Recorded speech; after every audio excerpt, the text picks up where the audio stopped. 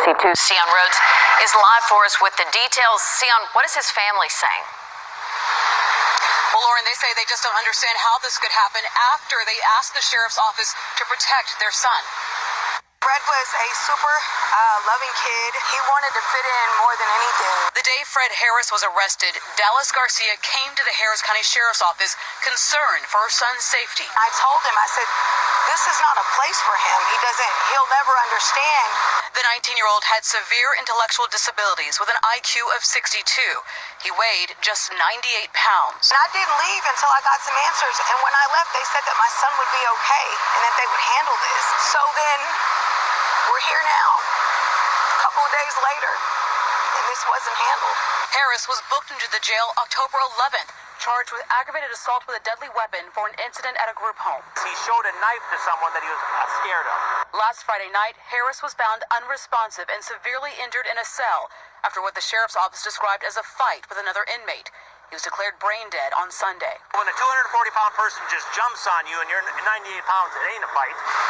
It's just an attack and an assault. 25-year-old Michael Ownby now charged with aggravated assault causing bodily injury. Fred could have been put into isolation or to some cell with a non-violent individual, but instead he was put with a 240-pound individual proven to be extremely violent and who had manufactured a knife in the jail. We will get justice for Fred. Hey guys, so I wanted to make this video. So I saw this video today. I came across it, right? Now, something that really interests me about this video is to see this is a classic case of a targeted individual being basically killed. That's all that I basically see here in this story. Now, there was a YouTuber I was watching. I had watched a few videos. I think it was like a long time ago. I think his name was Electrifying Vibrations or something like that. Now, he was speaking about these gang stalkers. How many of these gang stalkers are, it's either you got a cult like Masonic family that involves you in this or something like that for an insurance policy.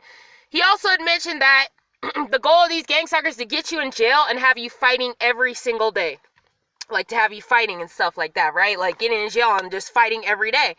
So looking at this case of this story, I see that they put this boy looked like he was put in jail just to be killed. Just to be killed. Now, I'm going to go over this whole story. Let me analyze this. So here we have a boy that's here. He's 19 years old and they're saying he has these developmental disabilities and all that kind of shit and all that. The thing about it you have to understand is a lot of these evil motherfuckers are doing shit to say shit that's not even true. To me, he looks like he has a high functioning IQ. He looked like he maybe has Asperger's or something like that. I don't know what they're saying, but there's another thing that they'll also use. They will also say, oh, somebody's schizophrenic or somebody's bipolar. So they'll call, if somebody's an empath, they'll call them bipolar. And then if someone's psychic, they'll call them schizophrenic. Now, you got to break all this shit down. This psychiatry shit, the psychology shit is evil, but that's for another video. Now, going back to this. So this boy here has a high IQ. He's intelligent. He's intellectually intelligent. Now, this boy has had a target put on him since childhood, as I can see. Classic case of a targeted individual. So they obviously were already tracking this boy. They knew his bloodline. They knew everything. So they set this up and planned it. So basically, it seems that this boy, because I had been being gang stalked in elementary school, so it looked like they were gang stalking him. He decided to pull out a knife to say, hey, look, leave me the fuck alone. Because that's the point where I've almost been so many times. I don't want to say over 100 times that I've almost been at that point. So he decides to show them the knife, and then they put him into jail. So they put him into jail, and somehow his mother goes there and starts talking to them or whatever. Now, looking at that video, look back at that mother. That mother does not even look like she's related to any of them. She don't even look like she's even related to the son. She looks like a pure reptilian. Like, I'm sorry, like her eyes are green and her skin is basically pale. And then here you have this dark skinned family. And that's the thing. That is the paradigm of all this. That's the thing. A lot of us have been placed with parents that are reptilians. Because they already knew when we were starseeds coming out of the astral plane, they knew exactly. They know exactly when you're coming through. So they knew who to place us with, our families, which are handlers. Handlers, that's all they are. They're not really the real bloodline that you have. And I'm sure, and this isn't about color, because I'm sure this is being done to white Americans too, and all different races are being done with this, where people are being placed with a parent, basically, essentially like a foster family, almost is what it is. You could see that this mother does not even look really related to this boy. And that was the situation with me growing up. I don't look shit like my mother. I don't look anything like my mother. I don't look anything like my brother. I don't look anything like my sister. They all look completely different than me. Completely different. So different. That's how I knew, okay, I'm different. I'm the one, I'm a starseed here. There's no way that I came from my mother, because we don't look alike. There's just nothing, we have nothing in common. There's nothing alike. So, going back to this story. So, they put him in a jail cell with this big ass guy. I guess I was maybe like 6'5" or some shit like that. I don't know. And then I guess he ended up beating the crap out of this guy and killing him.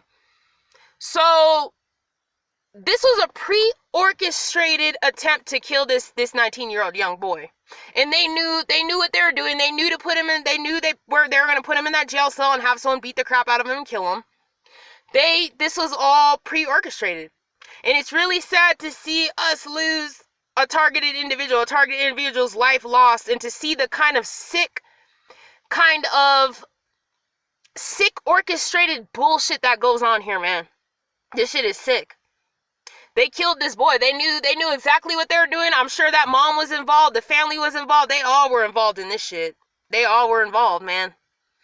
And, that's the sad thing and the scary thing about all this, is that they're doing this to people who are young, who are in their teens, who have their whole life ahead of them. They just took this whole boy's life, man. This shit is fucked up. So I just wanted to go ahead and share this video and let me know what you guys think, because this was murder. This was a orchestrated murder. But even the lawyer was saying about it. He was even saying, like, this, you basically put him in there to be killed. So, these are the kind of things that we have to be aware of as targeted individuals, that these are the kinds of things that these demons plan to do. And it's not about race. It's not about race, because everybody's working together. It ain't even about any of that. It's about evil shit. It's about people going after certain bloodlines. Certain bloodlines. It's not about race. It's about bloodlines. Not race. Bloodlines. People are targeting certain bloodlines to make sure that these bloodlines die. And that's the conclusion of this video.